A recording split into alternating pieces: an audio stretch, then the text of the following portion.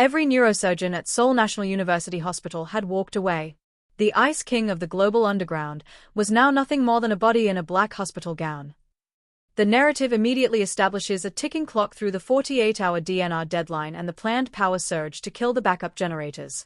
It highlights the irony of a man who conquered the triads and Yakuza being reduced to a silent city where the lights had been turned off forever. This clinical coldness is contrasted by Lena, who sees a human being behind the heavy black tattoos that cover his muscular arms.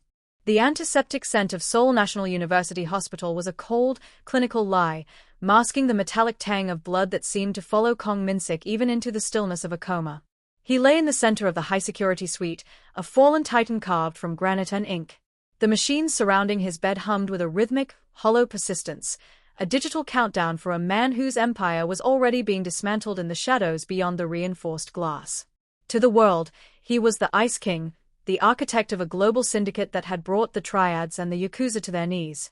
Now, he was merely a body in a black hospital gown, his chest rising and falling only by the grace of a mechanical bellows. Behind the heavy, double-bolted doors of the VIP wing, the silence was predatory. 3 weeks ago, 3 bullets had torn through his ribs in a back-alley betrayal that had sent shockwaves through the city's underworld. The betrayal hadn't come from an external enemy, but from the rot within. His mind, once a fortress of strategy and cold calculation, was now a silent city where the lights had been turned off forever.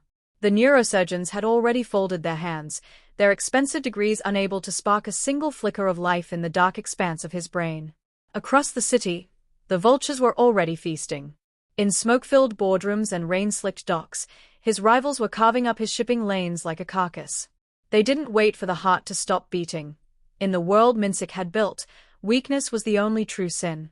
His second-in-command, Park Jin-hwan, moved through the hospital corridors with the practiced grief of a loyal brother, yet his pocket carried the DNR papers that would finalize the coup.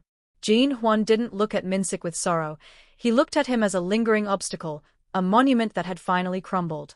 Outside the suite, the guards stood like statues, but their loyalty was fraying, tethered only to a payroll that would soon be signed by a new master. They guarded a ghost, a legend that had become a liability. The 48-hour deadline loomed over the room like a guillotine. The world was ready to move on, to forget the man who had ruled from the darkness. They saw only the end of an era, unaware that the stillness in room 9002 was not the peace of the grave, but the gathering of a storm. As the sun set over the Han River, casting long, jagged shadows across Min-Sik's tattooed arms, the machines beeped on, the only pulse left in a kingdom that was already cold. While the titans of the underworld fought over the scraps of Kang Min-Sik's empire, Lena Bryce fought a much smaller, more desperate war against the ticking clock of a utility bill. To the world of Seoul, Lena was a shadow, an Afro-Korean woman moving through the fluorescent-lit halls of the hospital with a mop in her hand and a heavy heart in her chest. She lived in the cracks of the city, a cramped, windowless basement apartment where the smell of damp concrete was a permanent tenant. Every coin she earned was a shield between her 3-year-old daughter, Sharon, and the predatory cold of the coming winter. Her life was a series of calculations. The cost of a gallon of milk versus the bus fare to the night shift, the weight of her exhaustion versus the necessity of survival. Every night at 2 a.m., the squeak of her cleaning cart echoed through the VIP wing, a lonely sound that signaled her arrival at room 9002. The guards outside the door barely looked at her. To them, she was as invisible as the dust she wiped from the glass. Inside the room, however, the atmosphere changed. The Ice King lay there, a mountain of a man pinned down by plastic tubes and the sterile indifference of high-end medicine. While the world saw a dying monster or a vacuum of power, Lena saw the only person in the city who didn't look through her, mostly because he couldn't look at all. She began her ritual, the rhythmic swish of the mop acting as a metronome for her thoughts. "You're still here, then," she whispered, her voice a soft rasp in the silent room. "They say you're gone, but your heart is still beating. That's something, isn't it?" She moved closer to the bed, polishing the railing near his tattooed hand. She began to tell him about Sharon, about the way her daughter's laughter sounded like bells in their dark basement, and how the girl had asked why the big man on the TV looked so sad. She spoke of the fever Sharon had been fighting for 2 days, a fire she couldn't afford to extinguish with a doctor's visit. To Lena, Min-Sik was the silent stranger, a confessional booth with a pulse. She told him things she couldn't tell the social workers or her landlord, that she was afraid, that she was tired of being a ghost, and that she hoped, wherever his mind was, It was warmer than the streets outside. She didn't know that as she spoke, the steady, flat lines of his EEG monitors were beginning to register the faintest, microscopic tremors of a response, a soul deep in the abyss reaching toward the sound of a human voice. For the first time in years, the Ice King wasn't being addressed with fear or greed, but with the simple, devastating weight of the truth. The air in room 9002 curdled the moment Park Jin-hwan stepped inside. Unlike Lena, who brought the scent of cheap soap and weary honesty, Jin-hwan carried the sharp, aggressive fragrance of Italian leather and cold ambition. He didn't enter as a subordinate, he entered as an heir visiting a tomb. He stood at the foot of the bed, his polished shoes gleaming under the clinical lights, watching the rhythmic heave of the ventilator that kept the Ice King tethered to the living. A thin, jagged smile played on Jin-hwan's lips, a look of satisfaction that had been years in the making. 3 weeks, Min-Sik, Jin-hwan murmured, his voice smooth and devoid of the reverence he had performed for a decade. 3 weeks of silence from the man who used to make the entire peninsula tremble with a single phone call. He reached out, not to offer comfort, but to flick the edge of the black hospital gown with a look of profound disgust. He began to pace the small perimeter of the life support machines, his shadow stretching long and distorted across the wall. He spoke of the shipping lanes already redirected, the bank accounts drained through backdoors Min-Sik thought were secure, and the lieutenants who had already knelt to a new master. The mockery deepened as he leaned over the bed, his face inches from Min-Sik's slack features. He whispered into the ear of the man who had once been his mentor, detailing the finality of the coup. The DNR papers were already signed, but Jin-hwan was a man who left nothing to chance. He revealed the true nature of the glitch scheduled for the following night, a planned power surge that would fry the hospital's backup generators for just long enough to let the machines fail. It wouldn't look like murder, it would look like an unfortunate tragedy of infrastructure. "You were always so obsessed with legacy," Jin-hwan hissed, his eyes reflecting the green glow of the heart monitor. "But a legacy is written by the survivor. Tomorrow, the Ice King melts, and by sunrise, there won't even be a puddle left to remember you by." He straightened his silk tie, checked his watch, and turned toward the door without a backward glance. He left the room in a silence far heavier than the one he had found, unaware that in the dark recesses of Min-Sik's dormant mind, the insults were sparking like flint on steel. The Judas kiss had been delivered, and the countdown to the final darkness had officially begun. The sky over Seoul was a bruised purple, leaking a freezing drizzle that turned the city's neon lights into smeared, jagged wounds. For Lena, the world had finally collapsed. It happened with the cold finality of a lock turning. First, the hospital supervisor had intercepted her, citing budgetary restructuring to mask the reality that a woman of her background was easily discarded. Then, the landlord had met her at the bottom of the basement stairs, his eyes averted as he pointed to the padlock on her door and the 2 plastic bags containing everything she and Sharon owned. There was no grace period for the invisible. Beneath the thin fabric of her coat, Sharon was a shivering weight of pure heat. The toddler's breath came in ragged, terrifying hitches, her skin glowing with a fever that seemed to consume her small frame. Lena moved through the streets like a wounded animal, the rain soaking through her shoes, but her destination was instinctive. The hospital was the only place where the air was warm, and room 9002 was the only place where she had ever felt heard. She bypassed the main entrance, slipping through the service tunnels she knew by heart, her cleaning uniform still draped over her arm as a frantic disguise. The VIP wing was unusually quiet, the guards distracted by the shifting of shifts and the hushed rumors of the impending power surge. Lena's heart hammered against her ribs as she reached the door. She didn't think of the Ice King as a monster or a boss. She thought of him as the only soul who didn't have the power to turn her away. Stepping into the room, she was met by the steady, rhythmic sigh of the ventilator. The clinical warmth hit her like a blessing. She sank onto the floor beside the bed, pulling Sharon from the damp sling. The child's eyes were glassy, her small hands clutching at Lena's shirt in a desperate search for comfort. "I have nowhere else to go," Lena whispered toward the silent figure on the bed, her voice breaking under the weight of her exhaustion. "Please. Just for tonight. Let us stay in the warmth." She looked at the monitors, the flat, green lines of Min-Sik's brain activity mocking her hope. The world had given up on both of them. Desperate to soothe the child's rising temperature, Lena carefully lifted Sharon and placed her directly on the only steady heat source in the room, the broad, tattooed chest of the man the world called dead. As Sharon's small, feverish heart pressed against the cold, unyielding muscle of the Ice King's chest, the room seemed to hold its breath. Outside, the thunder rolled, but inside, a different kind of storm was beginning to stir in the silence of the abyss. The stillness of room 9002 was absolute, a vacuum where the only sound was the mechanical sigh of the bellows forcing air into the lungs of a man who was already considered a memory. Lena sat on the cold floor, her back against the bed frame, cradling Sharon. The toddler's skin felt like a live coal, her small gasps growing shallower as the fever peaked. In a desperate, primitive instinct for shared warmth, Lena stood and carefully placed the girl directly onto the broad, unmoving expanse of Min-Sik's chest. The contrast was stark, the child's soft, fragile frame resting against the hard, ink-scarred muscle of the Ice King. The dark tattoos of dragons and thorns on Min-Sik's skin seemed to curl around Sharon's small limbs like a protective, silent forest. At first, there was nothing but the clinical dissonance of their bodies. Then, a biological anomaly began to unfold.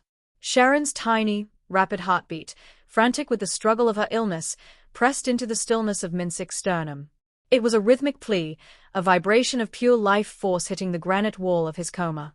Deep within the recesses of Min-Sik's brain, where the neurosurgeons had declared a permanent winter, something flickered. The predator and the lamb were no longer separate entities. They had become a closed circuit. The child's feverish heat bled into his cold skin, and in return, the steady, artificial rhythm of his life support provided a grounding anchor for her thrashing system. An invisible thread of warmth began to pulse between them, defying every law of the hospital's cold science. As Sharon's head rested over his silent heart, the erratic frequency of her pulse began to slow, searching for a tempo to match. Paradoxically, the flat lines of Min-Sik's EEG monitors began to tremble. The jagged spikes of the child's vitality were acting as a biological defibrillator for his dormant consciousness. For the first time in 3 weeks, Min-Sik's heart wasn't just beating because a machine told it to, it was reaching back toward the small, burning weight that refused to leave his chest. In that singular, quiet moment, the hierarchy of the world was inverted. The man who had commanded armies of shadows was being summoned back to the light by the weight of a single, innocent life. Lena watched, her breath held, as the gray, ashen hue of Min-Sik's skin began to flush with a faint, phantom warmth. The storm outside lashed against the glass, but inside the circuit, the miracle had begun. The two heartbeats, once discordant and miles apart, were beginning to find a singular, thunderous rhythm that the darkness could no longer contain. The 48-hour deadline arrived not with a whimper, but with the sterile click of a doctor's clipboard. The midnight shift was the time for the glitch, the artificial power surge Park Jin-hwan had orchestrated to silence the Ice King's machines forever. A medical team, their faces masked by professional indifference, entered room 9002 to execute the final protocols. They found Lena huddled on the floor, asleep from exhaustion, while Sharon remained draped across Min-Sik's chest like a small, radiant heat source. The lead physician frowned, gesturing for a nurse to remove the contaminant from the patient. But as the nurse reached down to pull Sharon away, the air in the room suddenly ionized, thick with the smell of ozone and a sudden, violent shift in pressure. On the monitors, the flat green lines of the EEG did not merely flicker, they exploded. The brain activity monitors, which had been a desolate valley for 3 weeks, suddenly surged into a jagged mountain range of electrical fire. It was as if a dormant volcano had been struck by lightning. Min-Sik's synapses, jump-started by the child's persistent heartbeat, began to fire in a cascading chain reaction that defied every law of neurology. The nurse's fingers had just brushed Sharon's shoulder when a hand, huge, tattooed, and colder than the hospital air, shot up from the bed. With the speed of a striking cobra, Min-Sik's fingers clamped around the nurse's wrist in a steel vice grip. The sound of his bones popping into place echoed in the sudden silence of the room. The medical team froze, their breaths hitching as the corpse on the bed began to move. Min-Sik's eyes, which had been veiled by the film of a coma, snapped open. They weren't the clouded eyes of a sick man, they were the obsidian depths of a predator who had just returned from the abyss. A low, guttural growl vibrated in his chest, a sound that wasn't human but something ancient and territorial. He didn't speak, but the message was written in the crushing pressure of his grip: touch her, and you die. The power surge hit the building then, the lights flickering and the ventilators dying as the backup generators failed to kick in. In the sudden darkness, the machines wailed their final alarms, but Min-Sik didn't need them anymore. He drew a ragged, independent breath, the first in weeks, and pulled the sleeping child closer to his chest, his gaze locking onto the terrified doctors. The Ice King hadn't just returned to life, he had returned as a protector. The dragon was awake, and the hunt had begun. The hospital room remained plunged in shadows, the air still vibrating with the violence of Min-Sik's awakening. The medical team had fled to summon security, leaving a heavy, expectant silence in their wake. Min-Sik sat upright, the ventilator tube, now a useless plastic tether, discarded on the floor. He ignored the dull ache in his chest where the bullets had once lodged, focusing instead on the small, warm weight of Sharon, who had finally drifted back into a deep, healing sleep against his side. Lena stood by the bed, her eyes wide with a mixture of terror and disbelief, her hands trembling as she clutched her threadbare coat. Min-Sik did not speak at first. He reached for the bedside table, his fingers finding the hidden compartment in his personal effects that the vultures had overlooked. He pulled out a sleek, encrypted satellite phone, its screen casting a cold blue glow over his sharp features. To the world, he was a brain-dead relic. To the digital servers of the global underground, he was still the Ghost King. His fingers moved with a terrifying, mechanical precision, navigating through layers of offshore accounts and encrypted ledgers. He didn't look at the millions flowing through his fingers, he looked at Lena. With a few keystrokes, he located the predatory lending firm that had been suffocating her. He didn't just pay her debt. He bought the firm's entire portfolio and deleted her name from existence, turning her red status into a void of untraceable zeros. Next, he accessed the municipal housing records for her district. He bought the crumbling basement apartment building where she lived, transferred the deed to a shell company in her name, and authorized an immediate, massive wire transfer into a newly created account for her. "You spoke to me," Min-Sik said, his voice a low, gravelly rasp that sounded like grinding stones. It was the first time he had used his vocal cords in weeks, and the sound made Lena flinch. He looked at the heavy black ink on his arms, then back to her. "The doctors saw a corpse.